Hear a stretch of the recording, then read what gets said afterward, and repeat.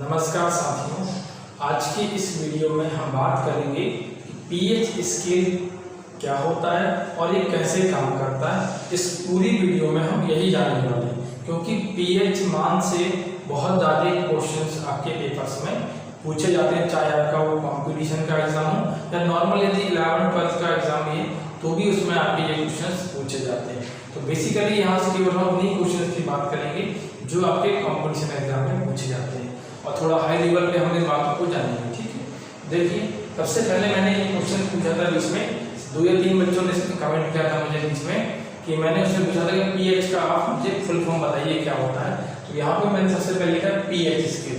सबसे पहला क्वेश्चन आता है इसका फुल फॉर्म क्या होता है। तो फुल फॉर्म क्या होता है? Potential of hydrogen. अब पोटेंशियल का मतलब क्या होता है? पोटेंशियल मतलब आप में कितना दम है, किसी भी काम को करने में कितनी आपकी शक्ति है। पोटेंशियल कहते हैं कि कितना पोटेंशियल है, कितना काम कर लोगे आप, कितना कर सकते हो। तो पोटेंशियल शब्द का मतलब होता है कितना आप में पावर है किसी भी काम को करने का। अब यहाँ पावर किसकी बता रहे हैं हम को? हाइड्रोजन। तो P मतलब होता है आपका पोटेंशियल, H मतलब होता है आपका हाइड्रोजन। तो पीएच स्केल का पूरा नाम क्या होता है? Potential of hydrogen. पहली बात ये याद रखना है, हिंदी में से कहते हैं हाइड्रोजन की शक्ति। देखिए पीएच स्केल में हमेशा हम हाइड्रोजन की मात्रा को ही चेक करते हैं। जैसे कोई भी आपके पास विलयन रखा है, जैसे मैंने एक बर्तन लिया, उसमें पानी डाल दिया, शक्कर डाल दी, पत्ती डाल दी, तो एक सॉल्यूशन बन गया आपका। उसमें दूध डाल दो तो चाय बन जाएगी, लेकिन वो है पूरा एक सॉल्यूशन, एक विलयन है।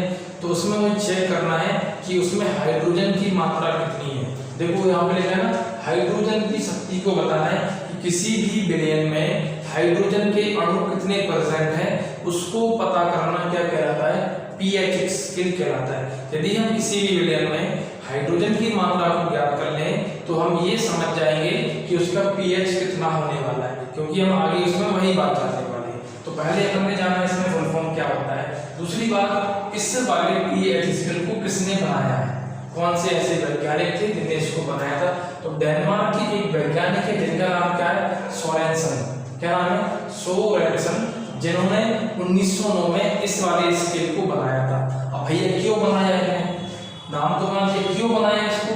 ये इसने इसलिए बनाया कि हमें किसी भी विलयन में यदि हमें ये पता करना है कि कोई भी विलयन कितना खट्टा है, कितना तीखा है, कितना कड़वा है, बिना उसको टेस्ट किए किसी भी विलयन को, जैसे मान लो कोई भी आपके पास विलयन रख दिया जाए, यदि घर पे बन रहा है तो आप उसको पी लोगे। यदि कहीं आप बाहर जा रहे हो, कहीं पर भी नॉर्मली किसी ने जहर दे दिया तो समझ में आ सकती है बात। तो मतलब किसी भी विलयन में आपको ये पता करना है कि भाई कितना खट्टा है, कितना तीखा है, कितना कड़वा है। तो उसमें हाइड्रोजन की मात्रा, खास तौर से हाइड्रोजन की मात्रा कितनी है, ये यदि आपको पता करना है तो इसलिए ही उसको बनाया। देखिए किसी भी विलयन में अम्ल मतलब जो स्वाद में खट्टे होते हैं, क्षार मतलब जो स्वाद में कड़वे होते हैं या फिर जो तीखे होते हैं। तो किसी भी विलयन में अम्ल एवं क्षार की उपस्थिति को जानने के लिए कि उसमें भाई अम्ल है या क्षार है विलयन, उसको जानने के लिए इस स्केल को बनाया गया है। ठीक है, अब ये स्केल कैसे काम करता है ये जान लीजिए। क्योंकि जो भी आपके पास विलयन दिया गया है क्वेश्चन में, उस विलयन में हम सबसे पहले हाइड्रोजन की सांद्रता को ज्ञात करते हैं। किसको निकालते हैं? मैंने भी शुरुआत में ही आपसे कहा था कि हाइड्रोजन के अणुओं की आपको पहचान करना है। अब सांद्रता का मतलब होता है कंसंट्रेशन, कंसंट्रेशन ऑफ हाइड्रोजन। मतलब जो भी आपके पास सॉल्यूशन है, उस सॉल्यूशन में हाइड्रोजन की मात्रा कितनी है वो आपको बताना है। ठीक है, जैसे आपने चाय बनाई तो चाय में आपने 1 चम्मच का डाल दिए, पत्ती डाल दी, तो पत्ती की मात्रा कितनी है? 1 चम्मच, 1 स्पून। ठीक है, ऐसे ही आपको हाइड्रोजन की क्वांटिटी को जांचते हैं। तो ये काम कैसे करता है? दिए हुए विलयन में हम हाइड्रोजन की सांद्रता को जांचते हैं, मतलब उसको अपन टेस्ट करते हैं। टेस्ट करने के बाद जो रिजल्ट निकलता है इस स्केल से, वह कैसे काम करता है? यदि हाइड्रोजन की सांद्रता आपकी दिए हुए विलयन में बहुत ज्यादा हो जाती है तो वह क्या होती है? उस कंडीशन में उसका पीएच मान क्या होता है? कम हो जाता है। अर्थात हाइड्रोजन की सांद्रता पीएच मान की क्या होती है? इनवर्सली प्रोपोर्शनल होती है, व्युत्क्रमानुपाती होती है। यदि अपन हाइड्रोजन की मात्रा को बढ़ा देंगे तो सांद्रता पीएच का मान क्या हो जाएगा? आपका कम हो जाएगा। जो बच्चे इस बात को नहीं समझ पाते हैं, जरा इसको आप ऐसे समझ लीजिए, जब कोई भी दो मान ऐसे बराबर में लिखे होते हैं तो हम यदि इसको बढ़ाएंगे तो ये वैल्यू भी क्या हो जाएगी, बढ़ जाएगी, इसको कम करेंगे तो ये भी क्या हो जाएगी, कम हो जाएगी। तो इस वाले साइन को अपन क्या कहते हैं, समानुपाती, समानुपाती या फिर प्रोपोर्शनल। और जब यदि मान लो a बराबर आपको दिया 1/b, तो इसको बढ़ाएंगे तो ये वैल्यू कम हो जाएगी, कम करेंगे तो ये क्या हो जाएगी, बढ़ जाएगी। और इस साइन को क्या बोलते हैं, वियुक्त क्रमानुपाती। ये मैंने अनुपात वाले के चैप्टर जो पढ़ाया था मैथ में, उसमें आपको मैंने बताया था कि समानुपाती का मतलब क्या होता है और वियुक्त क्रमानुपाती का, इसको बोलते हैं डायरेक्टली प्रोपोर्शनल, इसको कहते हैं इनवर्सली प्रोपोर्शनल। अब देखिए यहाँ यदि किसी विलयन में हाइड्रोजन की सांद्रता बहुत ज्यादा है तो पीएच मान क्या हो जाएगा, उसका कम हो जाएगा। तो इसका मतलब क्या है, अतः वह विलयन कैसा होगा, आपका अम्लीय होगा। मतलब विलयन की जो नेचर होगी, प्रकृति होगी, कैसी हो जाएगी, वह एसिडिक हो जाएगी। तो आपको देखो जो आप पढ़ते हो ना कि pH का मान यदि 7 से कम होता है तो वह अम्लीय होता है, 7 से ज्यादा हो जाए तो क्षारीय होता है, 7 के बराबर हो तो उदासीन होता है। देखिए pH का मान जितना कम होगा विलयन की प्रकृति क्या होगी, उतनी ही अम्लीय होगी। अब इसमें जो क्वेश्चन पूछा जाए आपसे एडवांस तरीके से, यदि किसी भी विलयन में pH का मान बहुत कम है, अब वो ये नहीं पूछेगा कि आपका विलयन अम्लीय है क्षारीय, ये तो आपको याद हो जाता है कि 7 से कम तो अम्लीय, 7 से ज्यादा तो क्षारीय। वो आपसे ये पूछेगा यदि किसी विलयन में pH का मान कम है तो आप उसको ये बताइए कि उसमें हाइड्रोजन की मात्रा कैसी होगी, बढ़ेगी, कम होगी या स्थिर होगी, या फिर इसमें कोई परिवर्तन नहीं होगा या इनमें से कोई नहीं। तो आंसर क्या होगा, यदि pH कम है तो हाइड्रोजन की क्वांटिटी क्या होगी, आपकी पहले से बढ़ जाएगी, क्योंकि pH का काम ही क्या है कि हमको पोटेंशियल बताना है हाइड्रोजन का। केवल वह हाइड्रोजन के बारे में बात करेगा, दिए हुए विलयन में हमें केवल हाइड्रोजन से मतलब है pH के लिए, और हमें किसी से कोई मतलब नहीं इसमें। नेक्स्ट है, यदि हाइड्रोजन की मात्रा को अपन कम कर दें विलयन में तो pH मान क्या हो जाता है, आपका बढ़ जाता है। तो इस केस में जब pH का मान बढ़ता है तो विलयन की प्रकृति कैसी होने लगती है, क्षारीय होने लगती है, मतलब वह एल्कली होने लगती है। चलिए जान लेते हैं कि pH स्केल की परास क्या होती है, रेंज। रेंज का मतलब क्या होता है कि कोई भी आपके पास स्केल है वह न्यूनतम से लेके अधिकतम कितनी दूर तक जा सकता है। जैसे हमारे पास जो स्केल होता है लंबाई को नापने के लिए, छोटा वाला जो स्केल आता है वह 0 से शुरू होता है और 15 सेंटीमीटर तक जाता है। तो 0 से 15 तक की उसकी क्या हो गई, परास। परास का यदि फॉर्मूला पूछा जाए आपसे रेंज का तो क्या होता है, मैक्सिमम वैल्यू में से हम मिनिमम वैल्यू को माइनस कर दें तो हमें उसकी रेंज मिल जाती है कि बीच में कितने खाने आपके दिए गए हैं। ठीक है, तो परास मतलब क्या होती है, आपकी रेंज कहलाती है, पहुंच।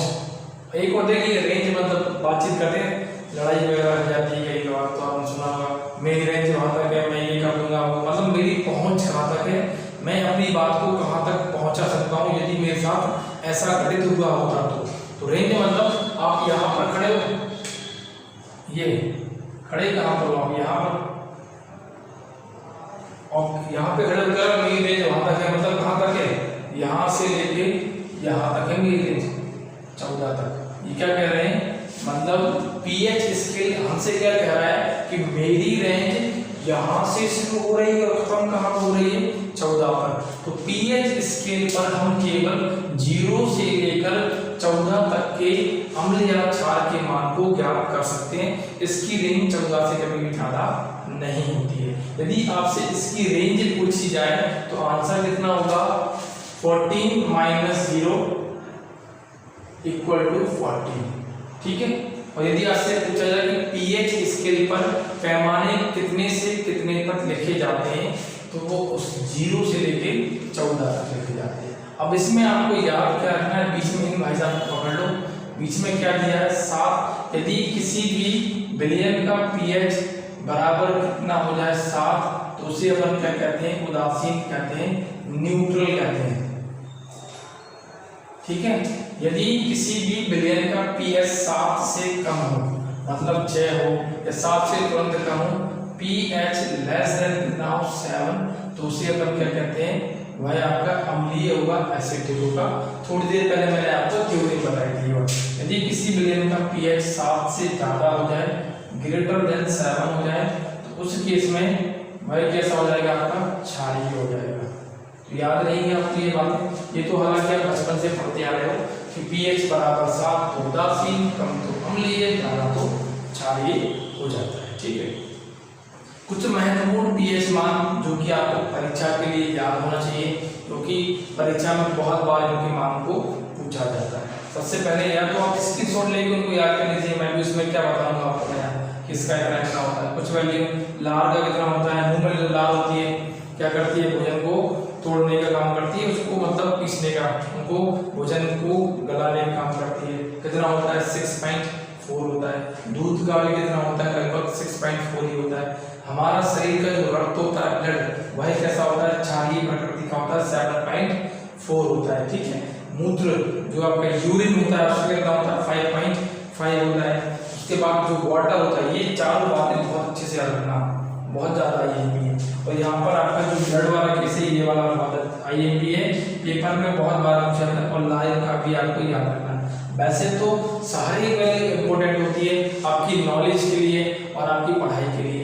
जरूरी नहीं है कि आप सिर्फ एग्जाम को क्रैक करने के लिए पढ़ाई करो, अपनी नॉलेज को डेवलप करने के लिए भी हमको पढ़ना चाहिए। क्योंकि पढ़ाई में क्या होता है, हमारा दिल दिमाग खुला रहता है, सोचने समझने की क्षमता होती है, वह निरंतर बढ़ती चली जाती है। यदि हम एक स्थान पर ठहर जाए, रुक जाए और पढ़ाई ना करें तो दिमाग भी वहीं ठहर जाता है, हमारी सोच भी क्या होती है, धीरे धीरे वहाँ पे खत्म होने लगती है। क्योंकि हम नई चीजें नहीं सोच पाते हैं धीरे धीरे, या फिर जिस चीज में आपका इंटरेस्ट होता है उस चीज को आप डेवलप कीजिए और उसी में अपना आगे कैरियर बनाइए। सबसे बेस्ट ऑप्शन ये है कि आपका मन जो जहाँ पे सबसे ज्यादा काम करने के लिए उत्साहित होता है, काम करने के लिए लगता है, आप वहीं पर जाइए। मान लीजिए कोई भी फील्ड हो आपको काम करने के लिए, आप उसी को चूज कीजिए। जरूर नहीं कि पढ़ाई आपका सब कुछ बेस्ट ऑप्शन है, लेकिन इससे क्या होता है, दिमाग आपका खुल जाता है। ये भी बहुत से लोगों को पसंद होती है पढ़ाई, बहुत से को बिल्कुल पसंद नहीं होती है। तो जल का पीएच, जो हम पानी पीते हैं उसका पीएच कितना होता है, 7, मतलब वो क्या होता है, न्यूट्रल।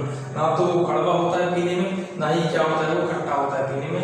नॉर्मल जैसा पीते हैं वैसा मतलब स्वाद नहीं होता है। ठीक, सामान्य वर्षा मतलब जब पानी पहली बार गिरने के बाद नॉर्मल कंटिन्यू जब बारिश होने लगती है तो उसका कितना होता है, पीएच 5.6 से क्या होता है, ज्यादा, मतलब more than 5.6 and less than 6, मतलब 6 से कम और इससे ज्यादा।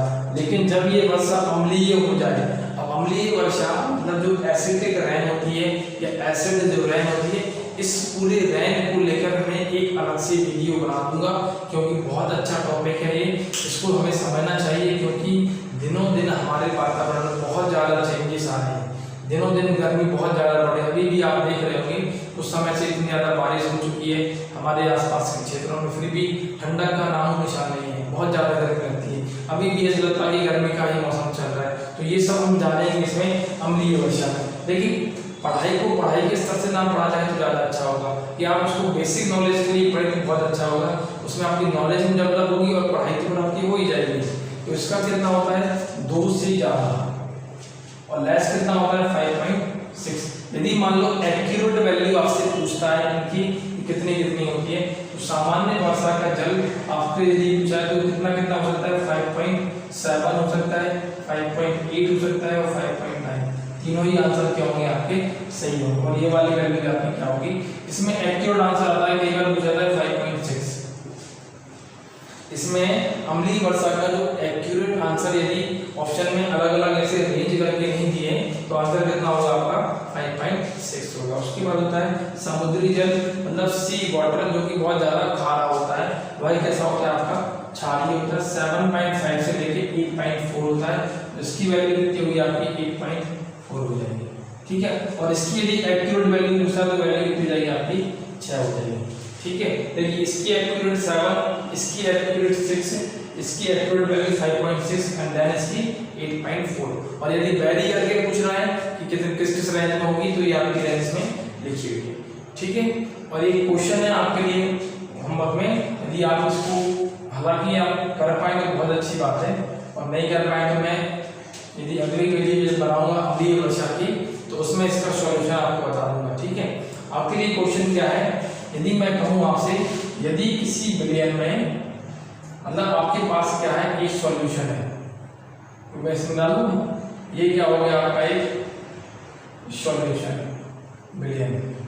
यदि मैं कहूँ आपसे कि इस वाले बिलियन में जो आपका हाइड्रोजन है H2, इसका जो सांद्रता है, मतलब कंसंट्रेशन ऑफ हाइड्रोजन इसमें कितनी दी है, 10⁻⁵। मैंने आपसे क्या कह दिया कि ये एक बिलियन है, ये सॉल्यूशन है, इसमें जो कंसंट्रेशन ऑफ हाइड्रोजन है, मतलब हाइड्रोजन की जो इसमें क्वांटिटी है, सांद्रता है, कितनी है, 10⁵ है। तो मुझे आप बताइए इस पूरे बिलियन का pH कितना होगा, ये आपको ऑप्शन में बताना है क्या होगा इसका आंसर। तो यदि आप इसको, या आपने कभी 11-12 में पढ़ा होगा pH इसके अच्छे से, तो आप उसको अच्छे से कर लोगे, और नहीं पढ़ा होगा तो मैं इसको आपको बताऊंगा नेक्स्ट वीडियो में कि इसको अपन कैसे याद करते हैं। क्वेश्चन में इसलिए दे रहा हूँ क्योंकि ये करने के लिए आपका प्रैक्टिस हो जाएगी, क्वेश्चन रहेगा तो आप प्रयास करेंगे जानने की कि कैसे निकाला जाता है, क्योंकि दिनों दिन पेपर का लेवल चेंज हो रहा है, तो आजकल हम क्वेश्चन आ सकते हैं आपके, ठीक है। तो आज की इस वीडियो में हमने क्या जाना, pH स्केल से संबंधित सभी महत्वपूर्ण बिंदुओं को जाना। मिलते हैं एक अगली नई वीडियो में, तब तक के लिए आप सबसे नमस्कार।